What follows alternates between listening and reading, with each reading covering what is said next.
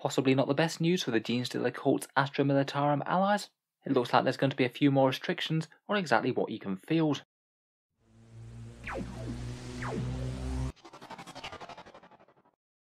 Hello and welcome back to Warspecs Tactics, where today we're taking a look at the Genestealer cult, where Games Workshop has just released another preview for their upcoming Codex. Obviously they'll always try and dress it up as a positive, but I'm really not sure these changes are really all that helpful for the Brood Brother Astra Militarum allies.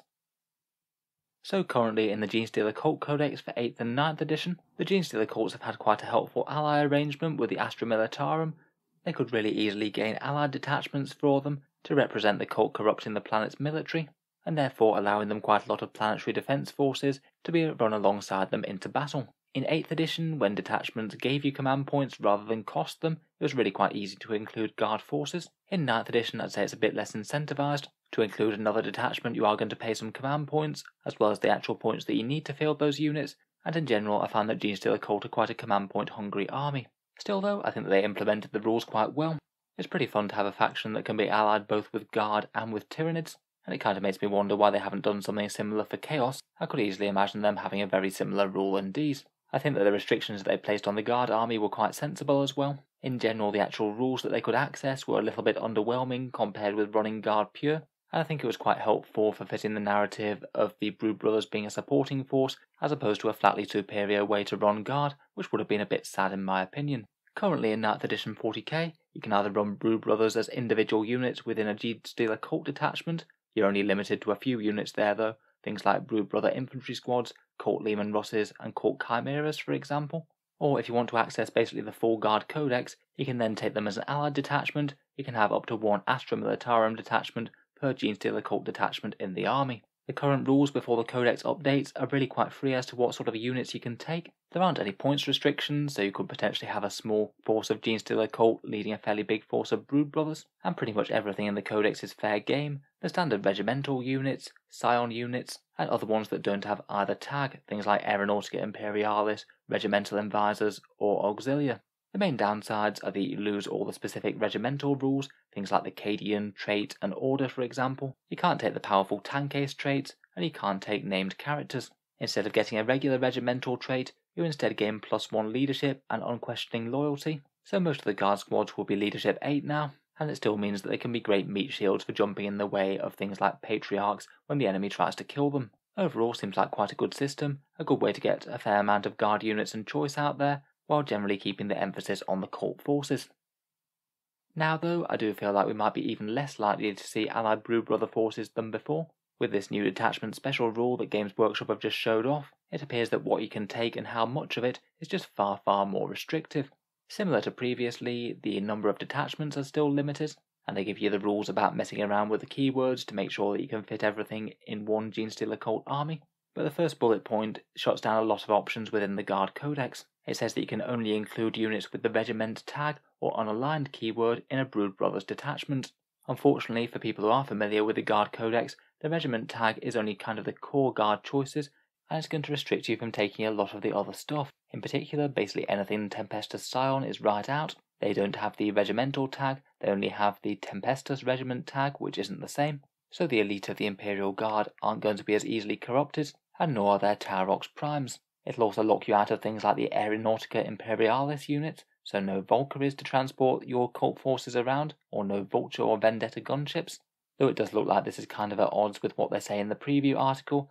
They say that you can take Valkyries alongside them, but I genuinely think that they've made a mistake there. The Valkyrie gunship doesn't have the regiment keyword, and nor is it unaligned, so it wouldn't work with this rule. It's really not going to be great news for Genestealer cult players who do have some of those in the force already.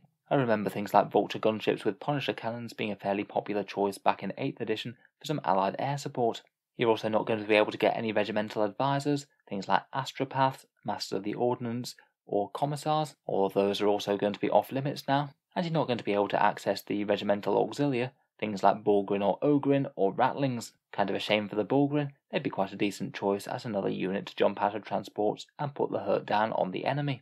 To be honest, I can kind of see why they might want to keep these specialised choices just for the Guard proper, but if the special rule is exactly as it looks, it must be a bit of a kick in the teeth for any people who had those units converted up already. Otherwise, the other two major restrictions for that are no Warlord traits and relics from your Brood Brothers. I'm not really too surprised at this one. Might have been nice to have a little bit of command farming from something like Cure Obsequilla, but again this kind of fits in with the theme of Games Workshop really going for these sort of choices on your main detachment and not allied ones. That's been a theme throughout all the 9th edition codexes. But finally, and another spanner in the works, is that apparently the Brood Brothers will now mess with that powerful crossfire rule that we've seen previewed earlier. Crossfire is that massive Genestealer cult shooting buff, the one where if you get multiple hits on one unit, then you get +1 to hit for the rest of your army. And if you happen to surround them in some way, it means that you can get an extra +1 to wound and ignores cover as well. It's just a monumental shooting buff that will make the Genestealer cult firepower punch far above its stats. This text basically confirms that Crossfire is indeed the Genestealer cult army-wide pure army rule, the one that you get if you run a force of nothing but Genestealer cult, but you're typically going to lose with allies. To be fair, they could have just said that if you take Brood Brothers then you don't get that rule. I think that would be a very good reason to never ever take Brood Brothers in a Genestealer cult force. But apparently the Genestealer cult forces in your army will still gain Crossfire if you have less than 25% of your points being Brood Brothers. I guess it's nice to have that exception, but I still think it means that Brood Brothers are only going to be borderline worth it. If you take over that number, it means that you lose one of the most powerful rules in the Codex, and if you take 25% or less, I think it's usually going to be a bit borderline as to whether or not putting in the extra detachment is really worth the CP. You're going to be spending 2 command points to include an Astra Militarum patrol, or 3 command points for one of the more specialist detachments like a Spearhead, and that's a fairly hefty price for a relatively small amount of models in something like a 2,000 point game. That trade-off in particular just makes me feel that Brood Brothers might just be a liability as much as they help, even if you are absolutely cherry-picking the single best things from the Guard army, maybe a few things like Manticores or Tank Commanders.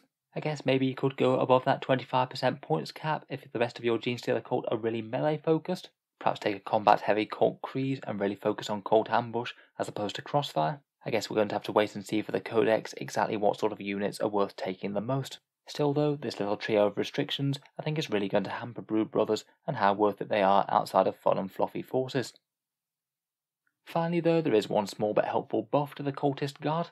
Their loyalty to the Cult Regimental Doctrine has been slightly upgraded. They now get +2 leadership rather than +1, and that's going to mean that your standard Guard squad might well have leadership 9 and are really not likely to run away whatsoever. Such is their dedication to the 4-armed Emperor apparently. In a lot of armies I think this will be really quite underwhelming, but for Guard I guess it's not too bad, particularly for units like heavy weapon squads or special weapon squads that don't have sergeants. It's really quite nice to not have as much of a fear of losing those to them running away.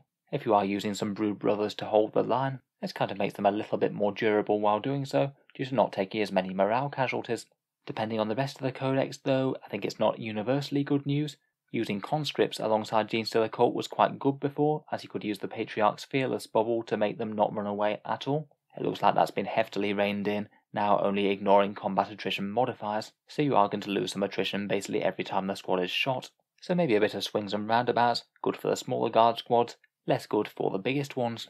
In general though, I'm really quite interested to see the Guard datasheets from the Genestealer cult Codex, particularly things like any new changes to things like the Chimera, Scout Sentinel or Cult Lehman Russ. If all of those datasheets are reprinted, then it could give us a little bit of a sight as to what's in store for the Guard whenever they get their 9th edition decks. I've got a particular eye on the profile for the Vanquisher cannon, which was in the previous cult decks. I'd be amazed if that hasn't taken a significant improvement. I'm guessing D3 plus 3 damage at the very least, if not potentially more. Perhaps multi-lasers might get lucky and gain an extra shot or two, but I feel like a lot of the more standard generalised heavy weapons are less likely to change. I feel like missile launchers, las cannons and the like are quite likely to stay as they are, just because they appear in quite so many codexes, and if any army is going to have the default options, it's likely to be the Guard.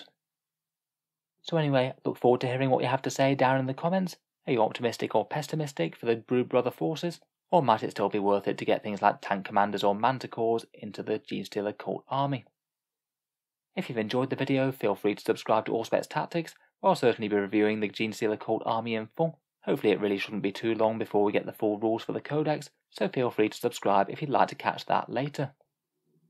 Finally, I'd just like to mention the Auspex Tactics Patreon page, which is down in the video description. That is the way that I'm able to make quite so many videos like this quite so regularly. If you are enjoying a lot, any support is enormously appreciated. Channel patrons do get a fair few advantages, seeing certain videos early, regular votes to see what sort of things happen next on the channel, and automatic entry into the regular prize giveaways with the chance to win some big model kits each month. If any of that sounds good to you or you'd just like to help support, then the link is down in the video description. In any case, a massive thank you for listening, and I'll hope to see you guys next time.